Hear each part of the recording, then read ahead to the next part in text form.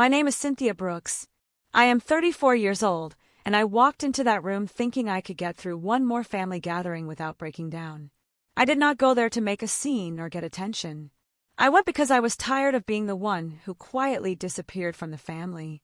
I held a small gift in my hands, tried to breathe normally, tried to move forward like nothing inside me was getting tight or shaky.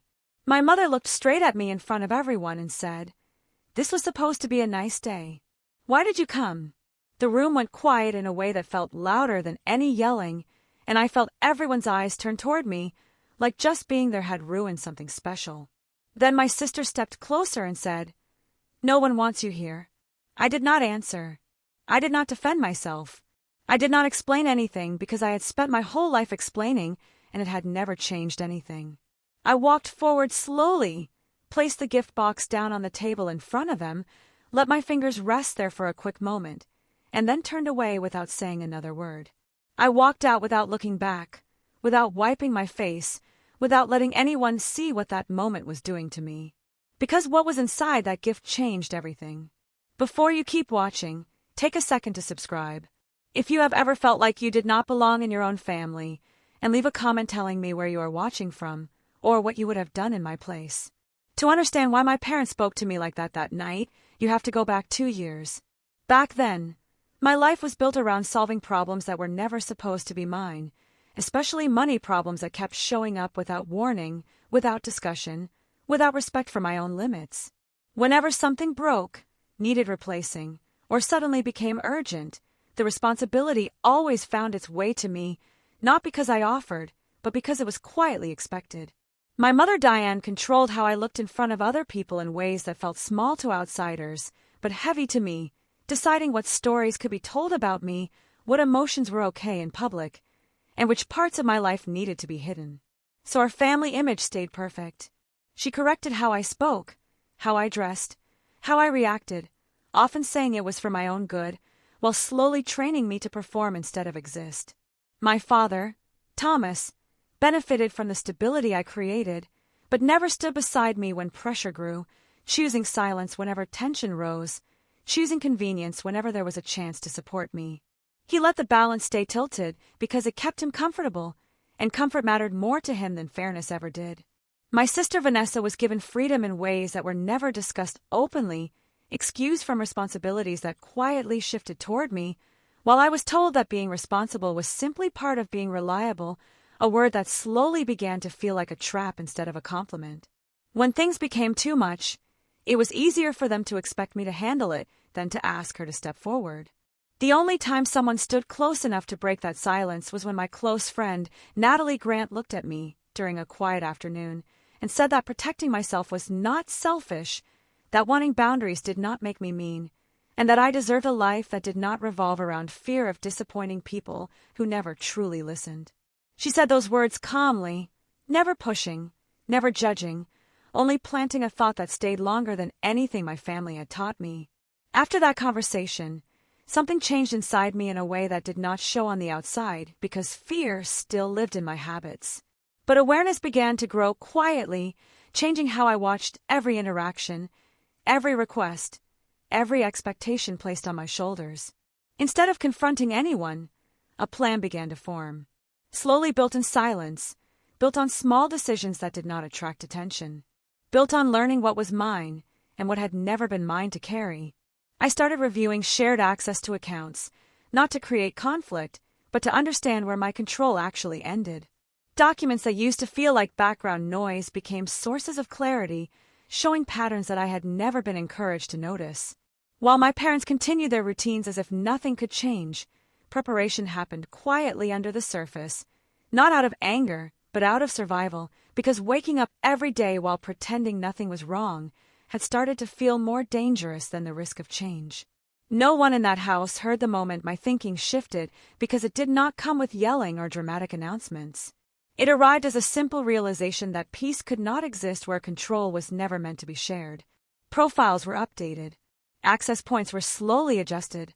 Mental boundaries strengthened before legal or financial ones followed. Even though my family never noticed the difference, Vanessa kept moving through the house as if nothing could ever touch her position.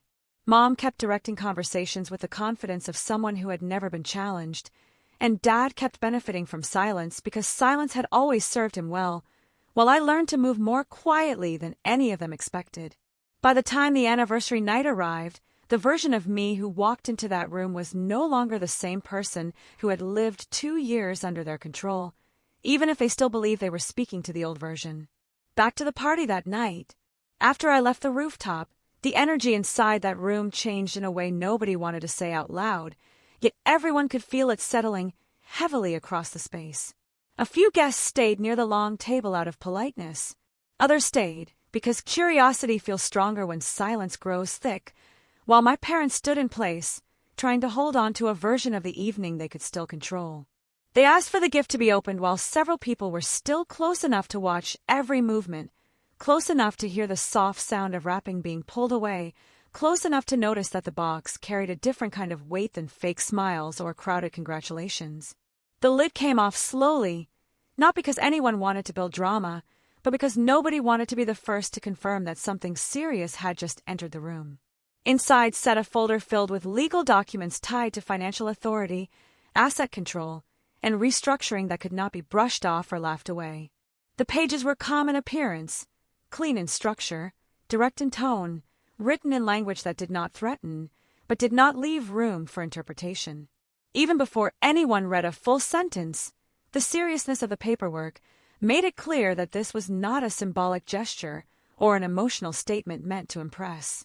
Dad lifted the top page, forced his face into an expression that looked steady from a distance, then said, "This is just a misunderstanding." His voice sounded controlled on the surface, but carried tension that slipped through his words in quiet ways. He tried to laugh softly, as if humor might shrink the meaning of black ink printed across white paper, but laughter failed to take root. Vanessa moved closer to the table, touched the edge of the folder with fingers that did not stop shaking fast enough to hide it, began flipping through pages while her eyes moved faster than her hands. The more she read, the more her breathing changed because the message was not emotional, not symbolic, not unclear. It was structured, deliberate, real. Mom tried to step in with light conversation, making comments about music, food, scheduling, relatives who had not arrived yet. Anything that might keep people from focusing too long on what had just been revealed.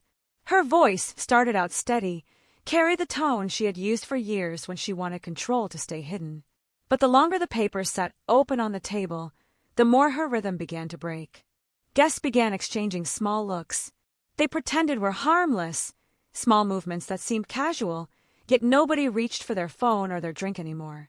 Conversation slowed without anyone formally stopping because when something important walks into a room, bodies recognize it faster than mouths can admit it. One guest leaned slightly closer, asked a quiet question about what kind of documents these were, received no clear answer, backed away slowly. Another guest moved toward the edge of the space, pretending to take a call while clearly watching every face involved. The mood did not explode. It tightened, and tightened moods last longer. Dad tried to gather the pages together, placing them back inside the folder as if order itself could be reclaimed by stacking paper, but the meaning stayed in the air long after the documents were no longer flat on the table. His hands moved carefully, yet the room noticed the hesitation because hesitation had never been his habit before. Vanessa stopped speaking entirely, not because she had nothing to say, but because she understood that certain pieces of information cannot be talked away. Her eyes moved toward Mom, then toward Dad, then toward the folder, waiting for a direction that never came because direction had shifted away from them without warning. Mom attempted to laugh again, suggested that everyone should enjoy the night, raised her voice slightly to pull attention back toward the music and the city lights outside, but the words did not land the way she intended. People nodded politely, yet their interest stayed anchored to the table, the folder, the silence. No one made an announcement. No one caused a public scene. No one raised their voice. The change happened quietly, slowly, completely, because truth does not always arrive with noise. Sometimes it arrives with paper, ink, and presence that cannot be ignored. By the time the music started again and the servers moved through the space, the party had become something else without formally ending. Because even though people tried to smile again, the awareness stayed settled into the room like a new permanent structure. The night continued on the surface, but underneath everything had shifted in a way that could not be undone by pretending it had never been opened. The next morning, I logged into the system that had once felt like a shared responsibility, but now felt like a door that only needed my hand to close it. The credentials still belonged to me because I was the one who helped design the security layers, the override permissions, the structure that protected every account linked to our family. The process did not feel dramatic or rushed, because by the time my fingers touched the keyboard, the emotional decisions had already been made long before this morning ever arrived. What changed was not the system itself, but the direction of control. Access rights that did not belong to me were quietly restricted. Secondary permissions were suspended in a way that looked like routine maintenance to an untrained eye. Emergency recovery paths were rerouted to channels that no longer led back to my parents. Nothing was deleted. Nothing was destroyed. But everything that had allowed them to operate without restraint was calmly locked behind layers they no longer understood. The first rejected transactions did not explode across the screen as loud alarms, but appeared as small refusals that carried serious meaning. Payment attempts were marked as pending, then automatically declined. Transfers that used to pass through within seconds began returning neutral error messages that gave no explanation. From their side, it likely looked like a temporary glitch. From my side, it looked like the beginning of a structure finally doing what it had always been designed to do. I met my attorney, David, in a quiet office that felt more like a checkpoint than a conversation space. He did not smile about what was happening because this was not about celebration or revenge. He walked through each step that had been triggered by my actions, confirming that every change aligned with the legal framework that had been prepared months earlier. He verified that the timing was correct, the pathways were valid, the documentation attached to each digital adjustment matched the filings already submitted. When he spoke, his tone stayed calm and careful. He confirmed that what I had done was not impulsive, not emotional, not reckless. According to the process we had prepared together, this was a lawful transfer of operational authority that had been waiting for the right moment to be activated. No voices needed to be raised for the truth to be sharp. Not long after, notifications began reaching my parents. The alerts were not dramatic or aggressive because well-built systems never behave that way. They saw messages telling them that certain actions could not be completed. They saw polite service language explaining that access levels had changed. They could not intervene directly because the pathways they once controlled had been closed with legal precision rather than emotional force. Mom likely attempted to refresh screens, restart apps, maybe even call support lines that rely on authentication layers she could no longer pass through. Dad likely tried a different approach, searching for old shortcuts that had worked in the past. None of it would have mattered because authority does not disappear loudly. It disappears quietly, structurally, in ways that cannot be reversed with anger or logic once the system accepts the new order. What surprised me was not their struggle, but the quiet inside my own mind.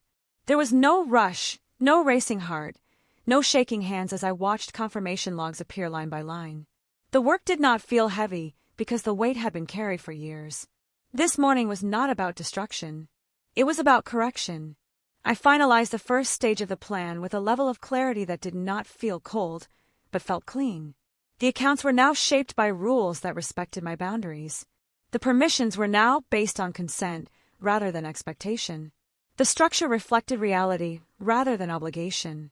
For the first time, the systems I had built no longer worked against me. I did not call anyone.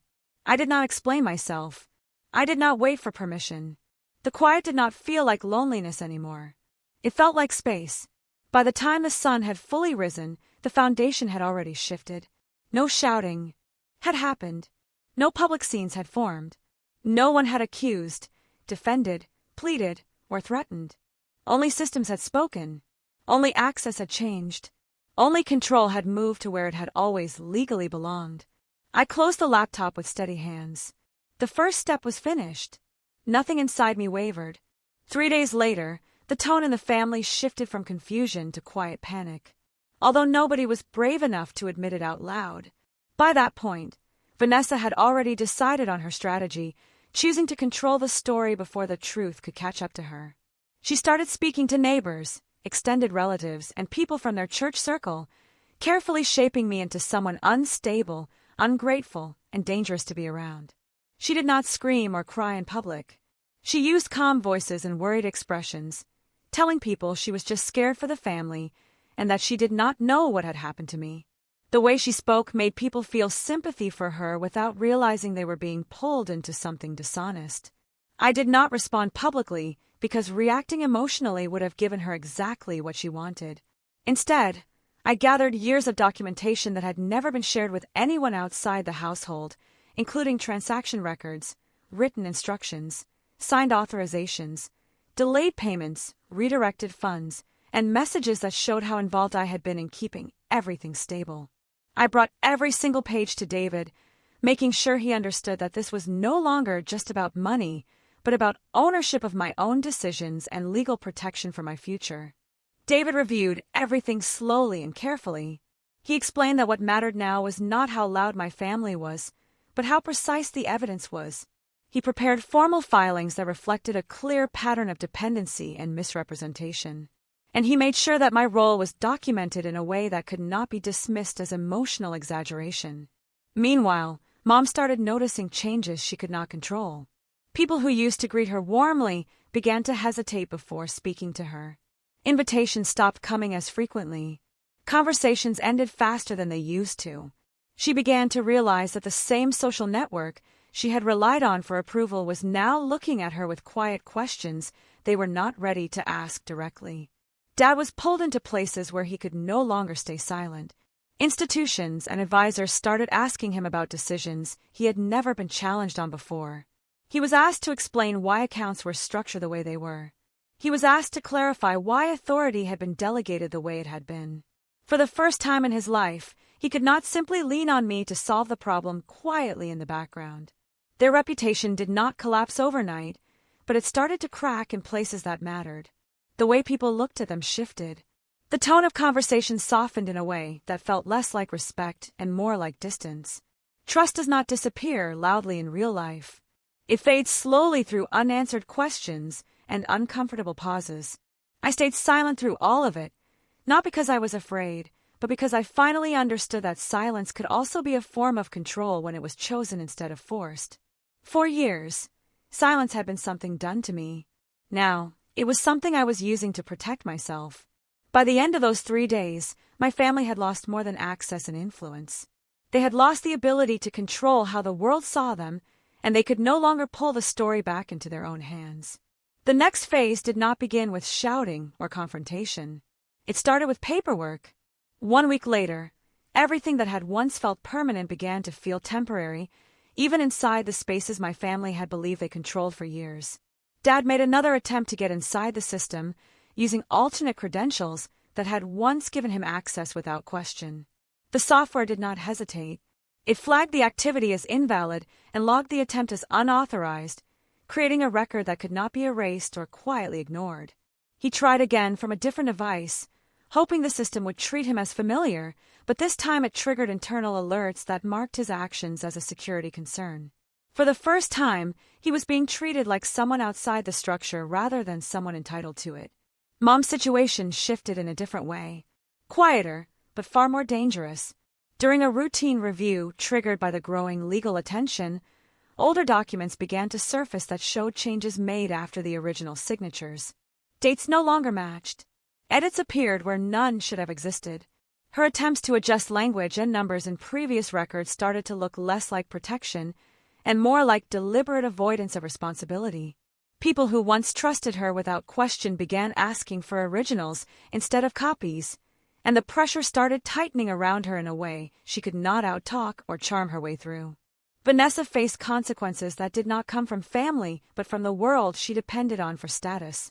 Complaints began to appear at her workplace related to how she had handled people in the past, including situations where she had misrepresented events or stretched the truth to make herself look more stable and reliable. Management started reviewing patterns instead of isolated stories, and once patterns are examined, they cannot be dismissed as accidents. She was not fired immediately, but she was placed under strict review, removed from certain responsibilities, and quietly warned that her position was no longer protected. While their world started closing in, mine moved forward without noise or drama. I signed the final legal documents that formally ended every remaining financial and legal tie between me and my parents. There were no dramatic speeches in that room, no emotional outbursts, only the quiet sound of paper moving and pens pressing into inked lines. The documents confirmed that I was no longer responsible for their obligations, no longer attached to their risks, and no longer expected to protect them from the consequences of their own decisions. The process was not rushed, but it was absolute. Each signature removed another invisible thread that had once pulled me back whenever I tried to step forward. Accounts were separated, authorities were updated, permissions were revoked. What remained was clean and final without any loose ends that could be used against me later. By the time that week ended, there were no shared systems left, no shared authority, no shared control. The last remaining connections between me and my family were not broken through anger or arguments, but through structured legal steps that could not be undone casually or emotionally. I did not feel joy in that moment, and I did not feel regret. What I felt was something far quieter and far more stable. I felt free. Months later, life became quieter in a way that finally felt honest, not empty or forced. Because the silence no longer carried the weight of unresolved obligations or emotional debts tied to people who once defined my existence. The days began to follow a steady rhythm built around work, personal boundaries, and choices made without fear of being questioned, measured, or rewritten by anyone who used to believe they had authority over me. There was no dramatic celebration of freedom, no reckless spending, no loud declarations about starting over, because the peace came from something far more stable. It came from knowing that no phone call could trap me back into guilt. No unexpected email could pull me into chaos. No sudden message could force me to explain myself to people who had never listened in the first place. My finances stayed clean, predictable, protected, while emotional space remained intact without cracks or hesitation. Mom and Dad continued living in the world they had built, but it slowly began to reflect their choices in ways they could not reverse. Conversations around them became shorter. Invitations became rarer. Familiar support began to drift away, quietly as people started asking questions that no one could easily answer. They learned what it felt like to face consequences that lasted longer than a single uncomfortable moment. Because reputation does not recover quickly when truth surfaces slowly and publicly, Vanessa could no longer rely on the same social confidence she once used as armor. Work relationships weakened when patterns of behavior began to matter more than charm. Connections became fragile when credibility lost its substance.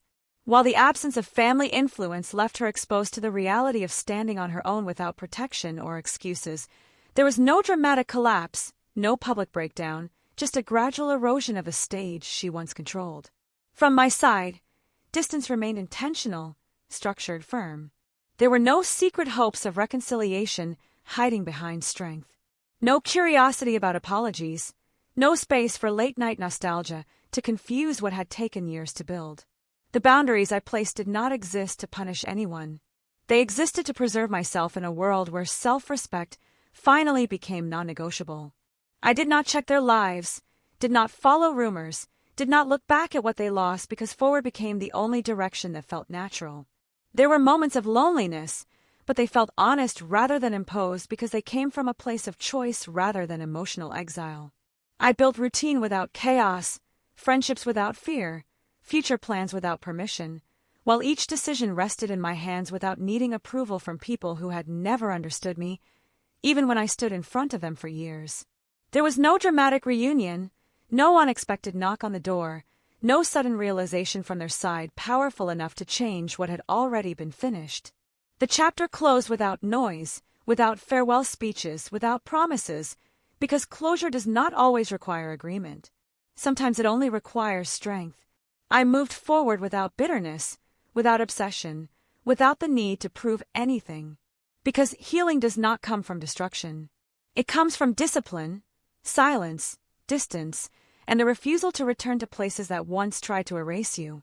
What was broken stayed broken, not out of hatred, but out of respect for the peace that grew from that distance.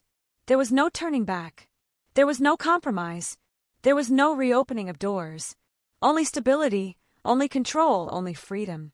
Family does not always deserve unlimited access to your heart, your resources, or your future simply because of shared blood. Real strength is not loud revenge or dramatic confrontation. It is the quiet decision to stop explaining yourself to people who never intended to understand you. Boundaries are not cruelty. They are survival, and sometimes walking away completely is the only way to protect the life you are trying to build without shame, fear, or emotional debt. Thank you for staying with the story until the very end, because stories like this only matter when someone truly listens and reflects. If this journey reminded you of your own experiences, share your thoughts in the comments, and tell me where you are watching from. Your voice matters here, and your story deserves to be heard.